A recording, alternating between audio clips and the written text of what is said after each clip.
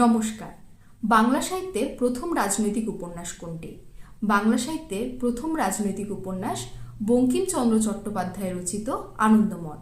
এই আনন্দমঠ উপন্যাসটি বঙ্গদর্শন পত্রিকায় 1287 বঙ্গাব্দের চৈত্র সংখ্যা থেকে 1289 বঙ্গাব্দের জ্যৈষ্ঠ সংখ্যা পর্যন্ত ধারাবাহিকভাবে প্রকাশিত হয় এবং 1289 বঙ্গাব্দ অর্থাৎ 1882 খ্রিস্টাব্দের 15 ডিসেম্বর এটি গ্রন্থাকারে প্রকাশিত হয়।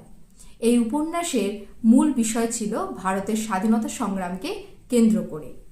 এই উপন্যাসটি রদ করবার জন্য তৎকালীন ব্রিটিশ সরকার আইন পাশ করেন।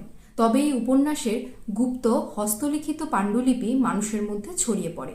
এই উপন্যাসের মধ্য দিয়ে ইংরেজদের সাধারণ মানুষের ওপর অসহ্য অত্যাচার চিত্রায়িত হয়। এই উপন্যাসে রয়েছে 76-এর মন্বন্তরের কথা। সেই সময় ইংরেজরা যে অতিরিক্ত রাজস্ব আদায় করত, যার ফলে সেই সময় দেখা দেয় এই মন্বন্তর, এবং পাশাপাশি রয়েছে উত্তরবঙ্গের সন্ন্যাসী বিদ্রোহের চিত্র। এই ইতিহাসের ঘটনাগুলি এই উপন্যাসে থাকলেও বঙ্কিমচন্দ্র চট্টোপাধ্যায় তার এই উপন্যাসের সূচনাতেই লিখে দিয়েছেন এই উপন্যাসকে তিনি ঐতিহাসিক উপন্যাস বলতে নারাজ। তাই উপন্যাসটি একেবারে ঐতিহাসিক উপন্যাস নয়, যতই এতে ইতিহাসের উপাদান থাকুক।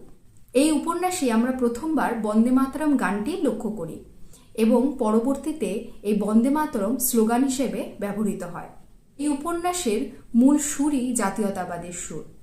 এবার আপনারা আমাকে বলুন তো, বাংলা সাহিত্যে আরও এরকম কিছু রাজনৈতিক উপন্যাসের নাম অবশ্যই আমাকে কমেন্টে জানাবেন। আর এরকমই তথ্য পেতে অবশ্যই সাবস্ক্রাইব করুন আমার বঙ্গ সাহিত্য কুটির ইউটিউব চ্যানেল। তাহলে আজকের মতো আসি।